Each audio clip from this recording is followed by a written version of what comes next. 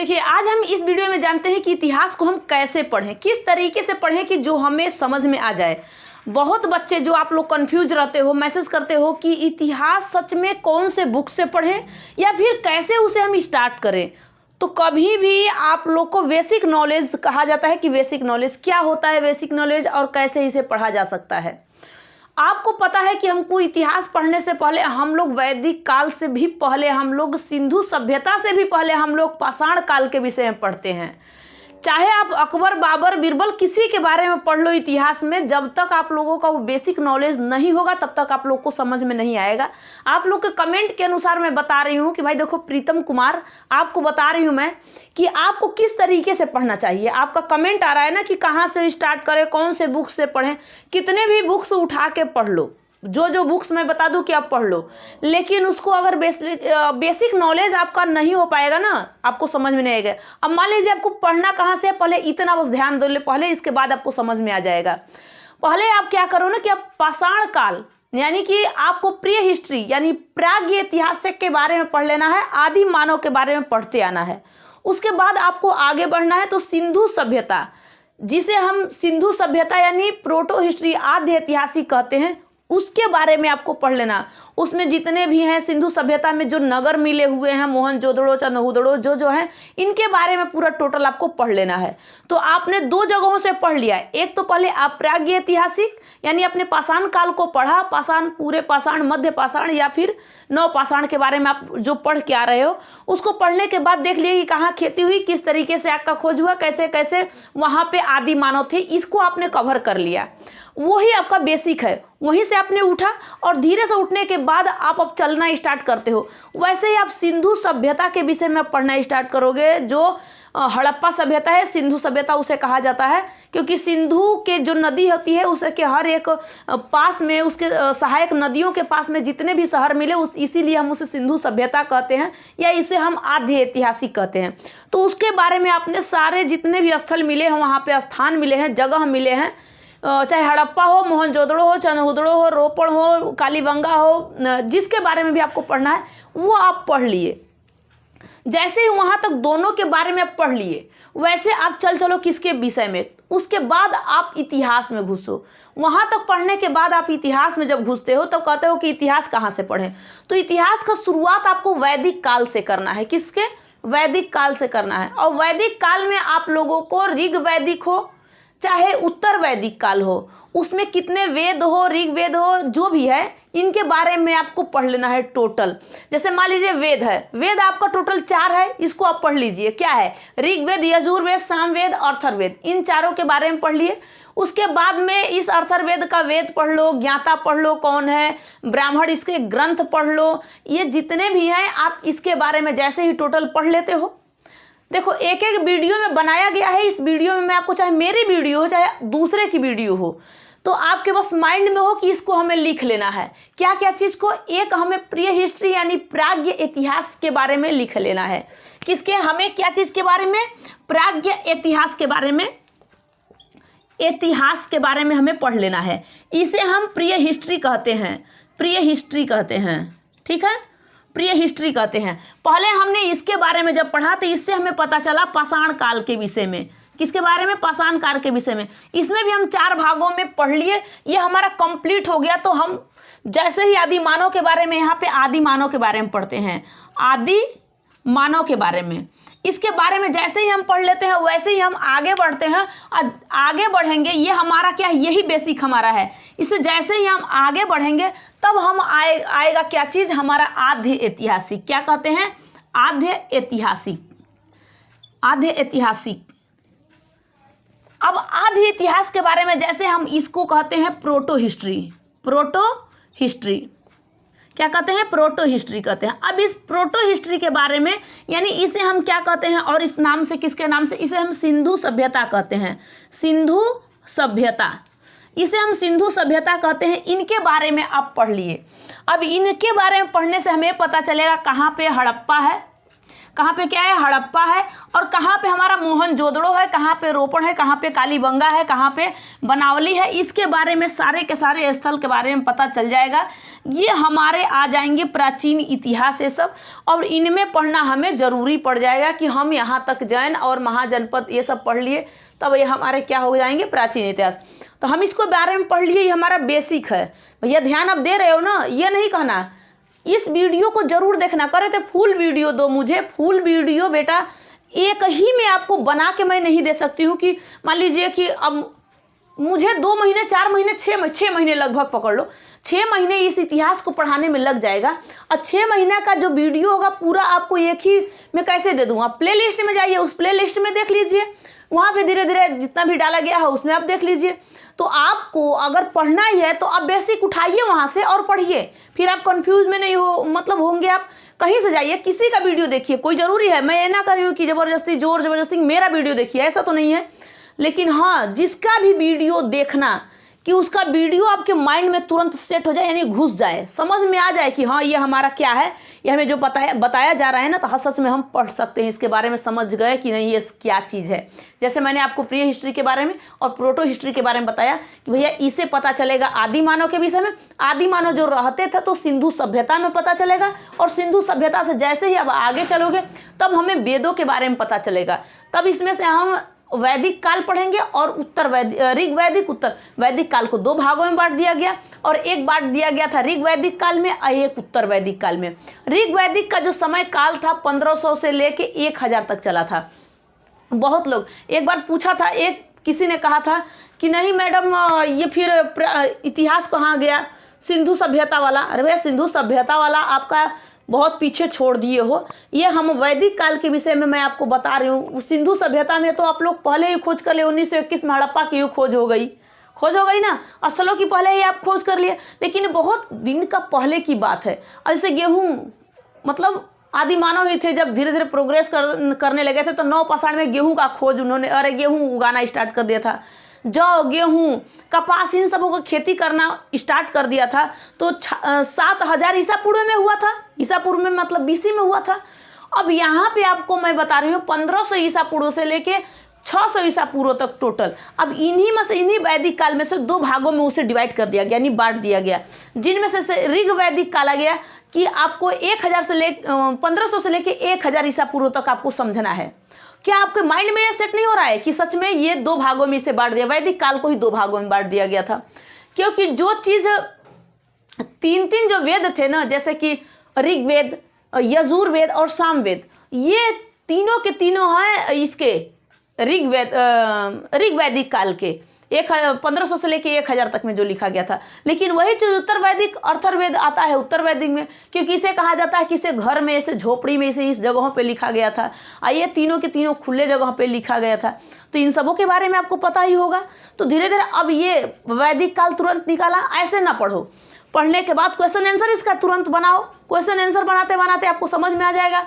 वैसे उसके बाद जैसे इसको पढ़ लोगे वैसे ही आपको किसके बारे में पढ़ना है, जैन धर्म के बारे में और बौद्ध धर्म। तो पहले आप लोग जैन धर्म के बारे में पढ़ लो। जो महावीर स्वामी है, महावीर स्वामी का जो जैन धर्म है, जैन धर्म के जो संस्थापक है महावीर स्वामी है, तो इनके बारे में पढ़ लो आप लोग। किसके बारे में? इनके बारे में। क्यों नहीं, मैं आपको आगे बढ़ा रही हूँ, अभी 6000 ईसा पूर्व तक नहीं ले जाऊंगी, क्योंकि आपको 540 वाले में ईसा पूर्व में जब इनकी जन्म हुई थी 540 में महावीर स्वामी का, तो ये जैन धर्म के बारे में पढ़ लो टोटल। इसके बाद आपको जैन धर्म का जैसे ही टोटल समझ में आए, इनके माता पिता कौन है, ये कौन है, कहाँ से हैं, इनकी मृत्यु कैसे हुई, बौद्ध संगीति क्या होती है, जैन संगीति क्या होती है, इसके बारे में आप पढ़ लिए, ये कंप्लीट हो गया। वैसे ही आप बौद्ध धर्म में जाओ। 563 में जैसे ही महात्मा बुद्ध का जन्म हुआ था, जैसे इनका जन्म हुआ तो इनके बारे में समझ लो, पूरा इन बौद्ध धर्म के बारे में समझ लो। क्योंकि जैसे आप आगे बढ़ोगे 16 महाजनपद में, इनके में जो राजा आएंगे ना, तो इनमें बताया जाएगा कि इनमें ये धर्म को ये मानते थे। जैसे बिंबिसार मानता था बौद्ध धर्म को, जैन धर्म को मानता था ना। अब कैसे, अब आपके माइंड में होना चाहिए, अरे ये मानता था इसको, तो ये धर्म क्या है, इन धर्म के बारे में पहले आपने देख लिया कि इस धर्म के बारे में ये आप जान गए। इसके बाद जैसे ही इसे आप पढ़ लोगे कि इसमें बौद्ध संगीति हुई थी, जैन संगीति हुई थी, त्रिरत्न किसने बताया था, किसने बताया था, सारे चीज़ के बारे में आपने पढ़ लिया। अब क्या आपको बेसिक नॉलेज हो रहा है कि नहीं, माइंड आ रहा है कि नहीं वहाँ तक, घूमते घूमते प्री हिस्ट्री से लेके प्रोटो हिस्ट्री तक, मतलब आपको पाषाण काल से लेके आपको सिंधु सभ्यता तक, हड़प्पा सभ्यता तक, तब आप वैदिक काल में चले गए, ऋग वैदिक पढ़ लिए, उत्तर वैदिक पढ़ लिए, ये तो समझ में आ गया। अब आगे चलोगे, आगे जैसे ही चलोगे तो 16 महाजनपद मिलेंगे। अब इन 16 महाजनपद को देखोगे। अब इन 16 महाजनपद को किस तरीके से आपको देखना है, ये भारत है, और भारत पहले अखंड भारत था। कैसा था, अखंड भारत। चाहे ये वाला एरिया पाकिस्तान वाला हो, ठीक है, ये पाकिस्तान वाला एरिया हो, अफगानिस्तान वाला एरिया हो, ये म्यांमार वाला, यहाँ का चिंता जो जो चीज़ था इधर साइड में, इतने दूरी में अफगानिस्तान और ये पाकिस्तान, पहले पाकिस्तान या अफगानिस्तान तो उसको अभी छोड़ो, ये म्यांमार वाला, ये सारे के सारे इनको अखंड भारत में बना के अब इनमें जितने भी स्थान थे, मान लीजिए कि एक यहाँ पे था, एक यहाँ पे था, कम्बोज हो गया, उसकी कम्बोज हो गया, ये सब जो था ना, यहाँ पे छोटे छोटे महाजनपद बने थे, छोटे छोटे 16 महाजनपद टोटल बने थे। इसी पे 16 महाजनपद, यानी कि छोटे छोटे लोग यहाँ पे, मतलब एक एक राज्य पे एक एक लोग अपना अपना राज्य करते थे, राजा बैठे हुए थे। ऐसे इस तरीके से बनाया गया था और इनमें लोग अपना अपना राज कर रहे थे। तो उसे हम लोग 16 महाजनपद बता रहे हैं कि 16 महाजनपद मात्र था। जनपद मतलब क्या होता है, मान लीजिए कि एक छोटा सा ग्रामीण था, एक कबीला था इस भारत में, इस भारत के स्थान पे एक छोटा सा कबीला था, उसी कबीला को थोड़ा सा और बड़ा कर दिया गया तो इसे जन कहा गया। जैसे ही थोड़ा सा और बड़ा हुआ तो इसे जनपद कहा गया, और जैसे ही और बड़ा होने लगा, बड़े में विस्तार होने लगा, लोगों का एक जगह इकट्ठा होने लगे तो इसे महाजनपद कहा गया। तो टोटल भारत में 16 महाजनपद, भारत नहीं पाकिस्तान वाले भी थे उस समय, अभी 14 आप कह सकते हो, लेकिन अभी फिलहाल में जो पाकिस्तान क्योंकि अलग हुआ, पाकिस्तान इसी में था तो इनका भी 2 आप जोड़ सकते हो। तो 16 के 16 महाजनपद भारत और पाकिस्तान जब एक था, अखंड भारत था, तब थे। तो इन 16 महाजनपदों के विषय में आपको पढ़ना होगा। अब आपने वैदिक काल देख लिया, जैन धर्म और बौद्ध धर्म के बारे में आपने देख लिया, 16 महाजनपद में आपने समझ लिया कि 16 महाजनपद थे।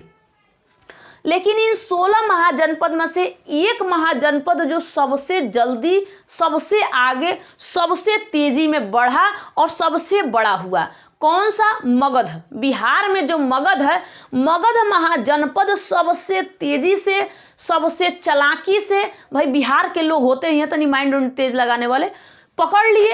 अब पकड़ लिए तो छोड़ेंगे काहे को, तो धीरे धीरे एक ही महाजनपद था जो मगध महाजनपद था, सबसे बड़ा। अब इसी मगध महाजनपद में धीरे धीरे 7 वंशज आ गए यहीं पे राज करने के लिए। एक वंश जैसे ही खत्म होता दूसरा वंश स्टार्ट, वो वंश जैसे ही खत्म होता तीसरा वंश स्टार्ट। ये मगध महाजनपद में आप लोग मगध वाले में देखोगे तो मगध एक जगह ही था यहाँ पे। जैसे ही कोई राजा आता है, जैसे कि हर्यंक वंश उस समय चला था, तो हर्यंक वंश का जो संस्थापक था बिंबिसार था, और बिंबिसार जैसे ही आया तो कुछ जगहों पे आके अवंती में, मध्य प्रदेश में अवंती है, इस अवंती में आके इतना बड़ा अपना मगध को कर लिया। वैशाली में गया लेकिन वैशाली मार खा के भाग आया। तो ये वीडियो आप लोग को देखना है क्योंकि ये वीडियो मैं बना चुकी हूँ, सिर्फ मैं आपको ये चीज़ बताने के लिए कह रही हूँ कि आपको इसमें समझ में आ जाएगा कि कहाँ से क्या चीज़ पढ़ना है। जो आपकी कन्फ्यूजन है ये दूर हो सकती है। इन्हीं कन्फ्यूजन को दूर करने के लिए आपको मैं ये वीडियो बना रही हूँ कि इस वीडियो में आपको कन्फ्यूजन, आपकी पूरी की पूरी कन्फ्यूजन दूर हो जाएगी। अब आया एक वंश, हर्यंक वंश। हर्यंक वंश में आया बिंबिसार। बिंबिसार का बेटा आया अजातशत्रु। अजातशत्रु मार दिया, बिंबिसार अपने पिता को ही मार देता है। और अजातशत्रु का बेटा आता है उदयन। उदयन भी अपने पिता को मार देता है। तब आता है नागदशक, और नागदशक की हत्या कर देता है शिशुनाग, और शिशुनाग वंश स्टार्ट हो जाता है। तब ये शिशुनाग वंश के बारे में पढ़ना आप स्टार्ट कर दोगे। वैसे ही आएगा शिशुनाग तो वैशाली में वैशाली को मिला लेगा, राजधानी बना देगा। पहले मगध की राजगृह थी, जिस समय मगध छोटा में था तो राजगृह उसकी राजधानी थी। जैसे ही आया शिशुनाग, वो वैशाली को मिला लिया। इसके बाद आया काला कोस आया। काला कोस के बाद नंदीवर्धन आया। नंदीवर्धन को मार के कौन, महापद्म नंद मार के उसे परास्त कर देता है। और महापद्म नंद आता है मार के परास्त, और नंद वंश का स्थापना कर लेता है, और पूरे जगह पर इसका इतना बड़ा मगध हो गया। तो क्या आपको जनपद के बारे में पता नहीं है? तो आपको 16 के 16 महाजनपद पढ़ना है। और जैसे ही आप नंद वंश में पढ़ रहे हो, नंद वंश के जो संस्थापक थे कौन? नंद वंश के संस्थापक महापद्म नंद। शिशुनाग वंश के संस्थापक थे शिशुनाग।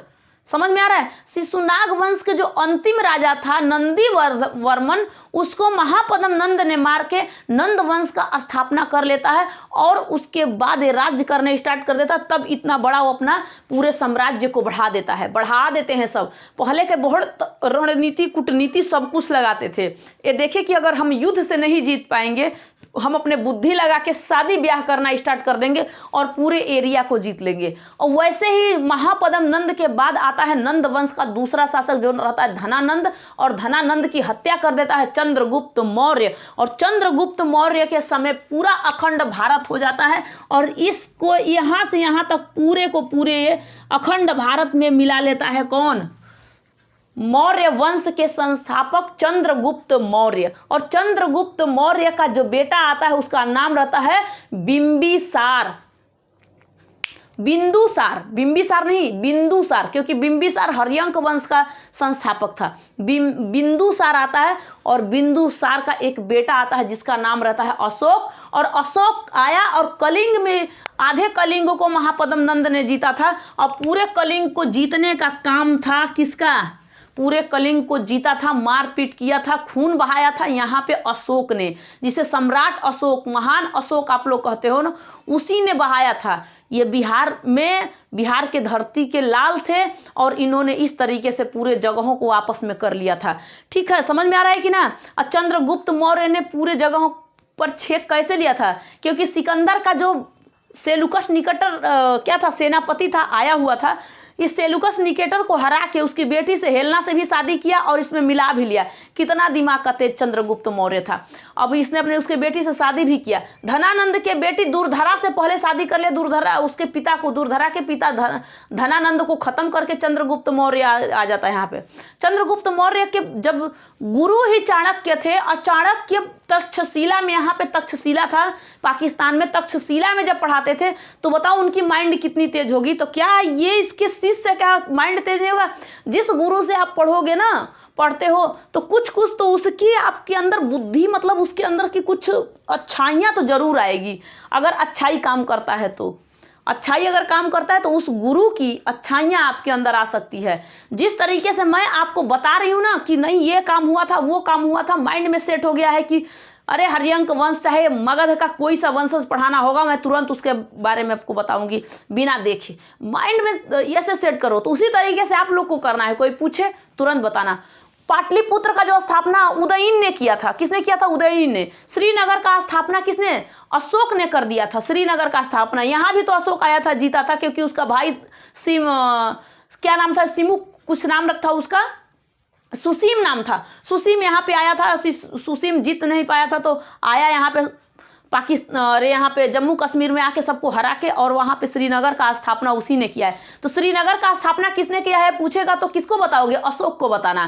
पाटलिपुत्र का स्थापना किसने किया है? उदयन ने पाटलिपुत्र का स्थापना किया है। आपको बताने नहीं आएगा, ऐसा बता देना।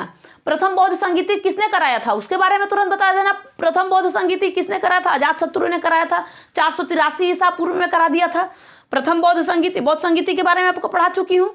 द्वितीय बौद्ध संगीति किसने कराया था? वैशाली में कराया था, कालाकोस ने करा दिया था। तृतीय बौद्ध संगीति अशोक ने करा दिया था। चौथा बौद्ध संगीति कनिष्क ने करा दिया था। जो तृतीय बौद्ध संगीति कराया था किसने कराया था? अशोक ने जो कराया था 255 ईसा पूर्व में करा दिया था। अरे ये सब अपने माइंड में होना चाहिए, एकदम पूरा सेट होना चाहिए। कैसे किसी तरीके से कहीं से क्वेश्चन कुछ भी फंसे एकदम बता देंगे, कहीं फंसना नहीं है। अरे फंस गए ना फिर पढ़ने का कोई मतलब ही नहीं है। मेरे वीडियो देखने की आपको कोई मतलब नहीं बनेगा जब अगर कहीं भी क्वेश्चन में फंस जाओगे तो फिर मेरे वीडियो देखने की आपकी ज़रूरत नहीं पड़ेगी। ये देखने के बाद भी अगर भूल जाओगे तो फिर दिक्कत होगी आपको। इसके बाद नंद वंश का स्थापना हुआ, शुंग वंश का हुआ, मौर्य वंश नहीं लिखी हूँ क्या? यहाँ पे मौर्य वंश है।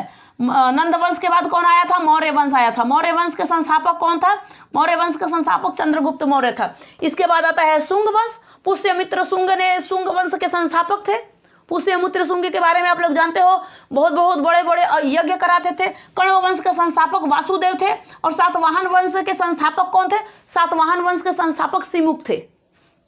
अब क्या आएगा कि नहीं आपको आएगा? और सारे को सारे एक में कर लिया गया, लेकिन क्रम जो होती है ना, अपने कर्म किस्मत में जो लिखा है वही मिलेगा, कुछ आगे मिलने वाला नहीं है। जिसके कर्म में या किस्मत में जो लिखा होगा वही मिलेगा।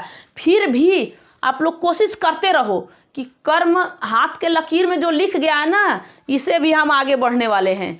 और जैसे ही हम आगे बढ़ेंगे हमारे हाथों के लकीरों में अलग अलग अलग अलग रेखाएं बनती जाएगी। इस तरीके से आपको मेहनत करना होगा, आगे बढ़ना होगा। लेकिन यहीं से क्या होता है, जैसे ही अशोक कलिंग का पर आक्रमण करने के बाद, कलिंग आक्रमण 261 ईसा पूर्व में जैसे ही करता है, और यहीं से वो जब छोड़ देता है ना कि नहीं अब हम मारपीट नहीं करेंगे, इसने बौद्ध धर्म को अपना लिया, वैसे ही तहस नहस मिलना स्टार्ट हो गया। यहीं से मगध धीरे धीरे धीरे धीरे फिर बटूरना स्टार्ट हुआ। इतने दूर में फैला, फिर बाद में बटूर गया, क्योंकि छोटे छोटे विदेशी आक्रमण हो गए थे। इसी सातवाहन वंश के समय ही इसी शुंग वंश के समय से, कण्व वंश के सातवाहन वंश के समय से ही छोटे मोटे विदेशी आक्रमण करना स्टार्ट कर दिए थे, जिनमें से अब विदेशी आक्रमण के बारे में पढ़ना होगा। आपने पढ़ लिया कि ना 16 महाजनपद में, आप लोगों ने 16 महाजनपद समझ लिया, ये पढ़ते जाओ, इसके बारे में आप लोग लिख लो एक बार। मैं तो कह रही हूँ लिख लो कि वैदिक काल में हमें ऋग वैदिक उत्तर वैदिक पढ़ना है, जैन धर्म को पढ़ना है, बौद्ध धर्म को पढ़ना है, आगे बढ़ के हमें 16 महाजनपद के विषय में पढ़ना है, तब विदेशी आक्रमण के बारे में देखना है। मुस्लिम आक्रमण नहीं बता रही हूँ, मुस्लिम युद्ध नहीं, आपको मैं बता रही हूँ विदेशी का युद्ध। विदेशों ने युद्ध किया था पहले किसने युद्ध किया? विदेशियों ने। सिकंदर से पहले ही ईरान के लोगों ने भारत पे हमला कर दिया था। सिकंदर से पहले ही, जो सिकंदर आया था कब आया था? 326 ईसा पूर्व में जो आया था, BC में जब आया था, इससे पहले ही ईरान का राजा ने युद्ध करना स्टार्ट, उसे भी हरा दिया था ये सिकंदर ने, और कहा कि तू कहाँ जा रहा है, मुझे जाना है। उस समय नंद वंश चल रहा था, लेकिन ये नहीं आ पाया क्योंकि चाणक्य की कूटनीतियों ने इसे समझा के बाहर कर दिया, और उसके सेना थक चुकी थी। ईरान जाके इसका सिकंदर का बेबीलोन में मृत्यु हो जाता है, इराक के बेबीलोन में, समझ में आ रहा है, इसकी मृत्यु हो जाती है।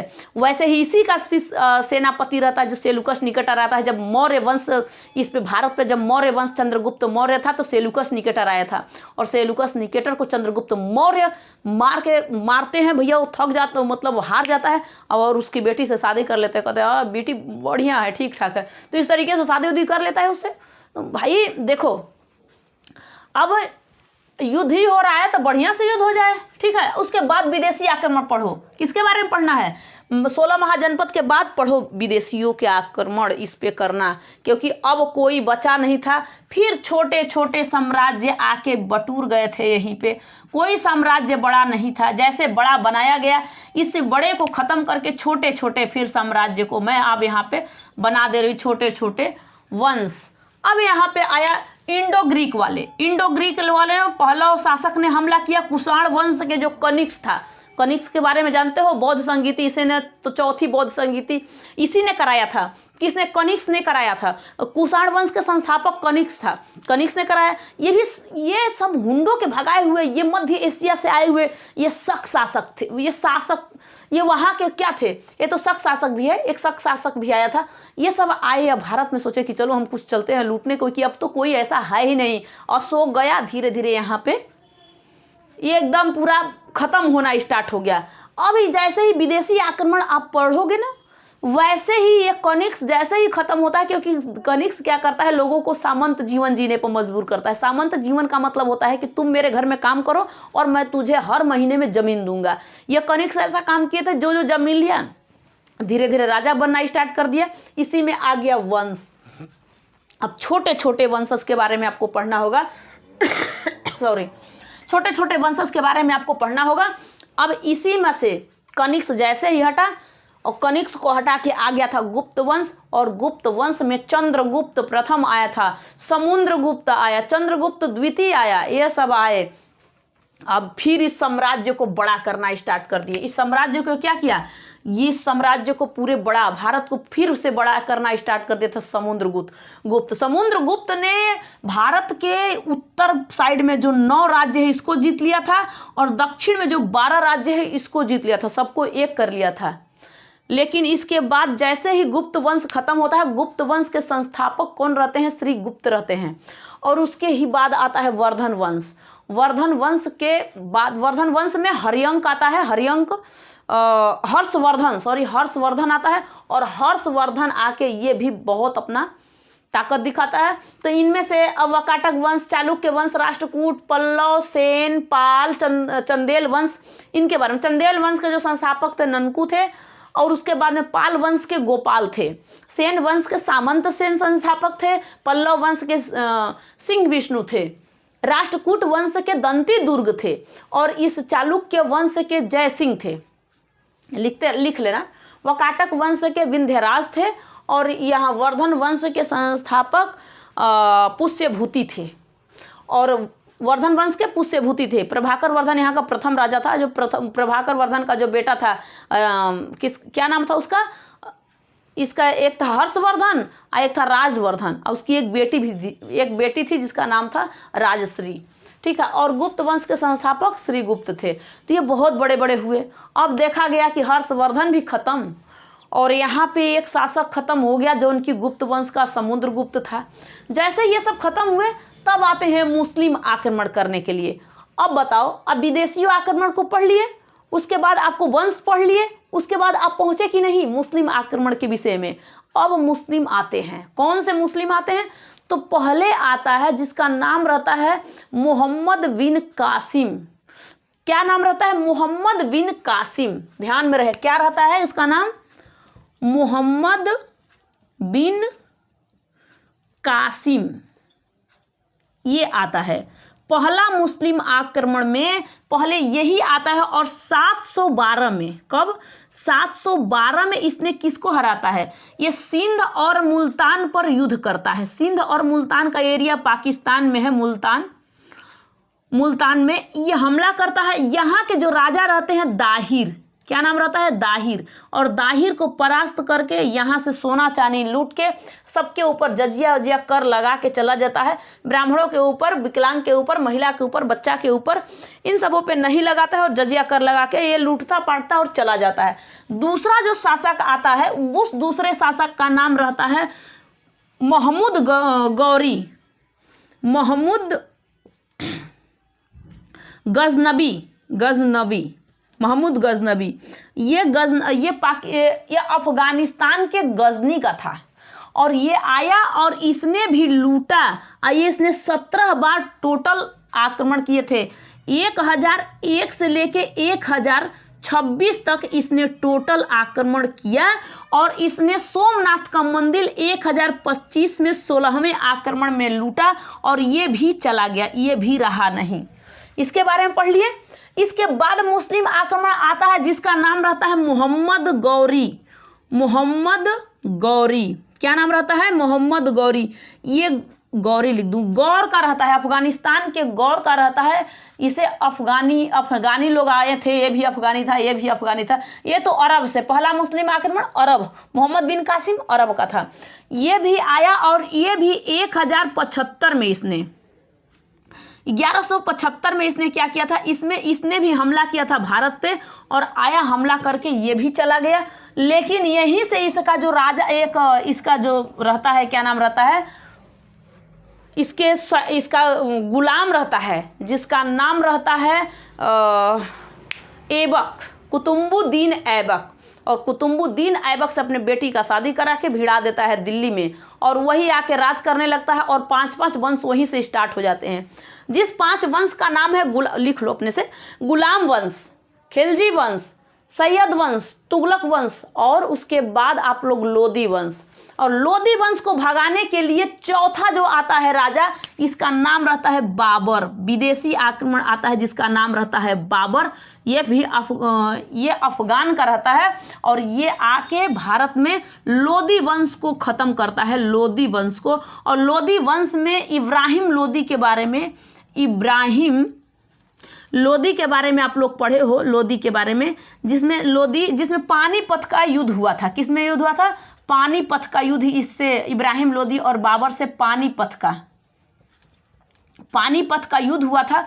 कब हुआ था पानीपत का युद्ध? 1526 में। अब ये एंट्री बोल गया 1526 में, ये एंट्री बोल गया था 1001 से, ये एंट्री बोल गया था आपका 1175 से। धीरे धीरे आए, राज करना स्टार्ट कर दिए, और बस बताइए अब ये कहीं कोई राजा इस पे रहा अच्छा खासा भारत में? कोई नहीं रहा, कोई नहीं रहा।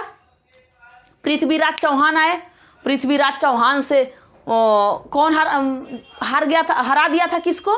पृथ्वीराज चौहान ने तराइन के युद्ध के प्रथम युद्ध में 1191 में हरा दिए थे किसको? इस गौरी को हरा दिए थे। लेकिन द्वितीय युद्ध में हार गए थे क्योंकि भारत का ही कोई ऐसा चमचा था, जयचंद्र था, उसने सहका के मरवा दिया था। तो ऐसा कोई आया राजा? अब आप बताइए कि अब बाबर में जब मैं आपको पढ़ा रही हूँ बाबर के विषय में, इसे मिटा रही हूँ, ध्यान से रहे, आपको पूरा आज कहानी समझ लेना है। नहीं तो आप लोग कहते हो ना कि मुझे समझ में नहीं आता है। कहाँ से समझ में आता? कहाँ आप फंसने वाले हो? कहाँ दिक्कत है आपको बताओ। अब जैसे ही आप बाबर पढ़ोगे, किसके बारे में? बाबर के बारे में। और बाबर का भी वीडियो बना दिया गया। बाबर का बेटा आता है हुमायूं। कौन आता है? हुमायूं।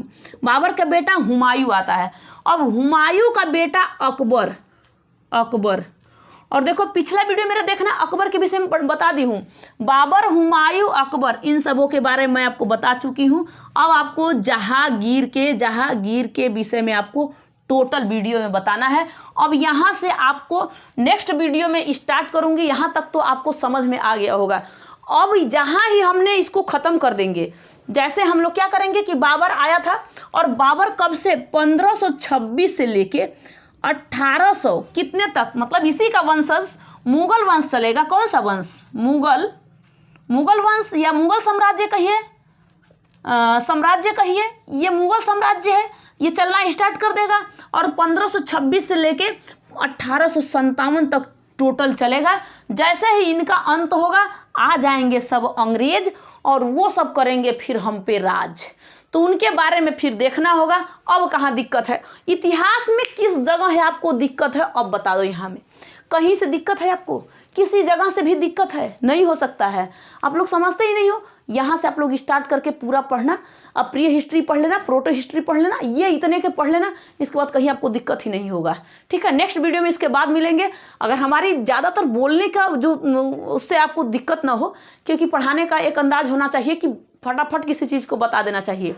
ठीक है, तो अब अगर आप लोग को कहीं भी दिक्कत होगी, तुरंत कमेंट करना कि अब आपको कहाँ दिक्कत हो रही है। भाई प्रीतम कुमार आपको समझ में आ रहा है? आप पहले कमेंट करना कि आपको किस जगह दिक्कत आ रही है। ठीक है, नेक्स्ट वीडियो मिलेंगे, तब तक के लिए जय हिंद, थैंक यू।